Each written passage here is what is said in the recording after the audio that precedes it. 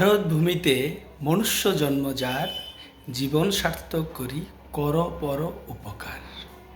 অর্থাৎ আমরা যারাই এই বঙ্গভূমিতে, ভারত ভূমিতে, পশ্চিমবঙ্গে আমাদের জন্ম, আমরা অত্যন্ত সৌভাগ্যবান। কেননা এই পশ্চিমবঙ্গে নদিয়া জেলায় মায়াপুর নামক স্থানে শ্রী চৈতন্য মহাপ্রভুর আবির্ভাব।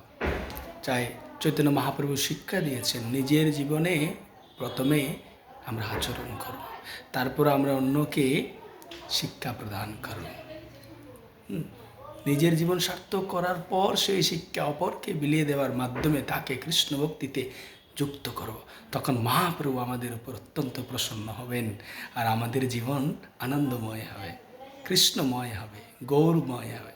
অন্তিমে আমরা ভগবত কৃপা প্রাপ্ত হয়ে ভগবত ধামে ফিরে যাব।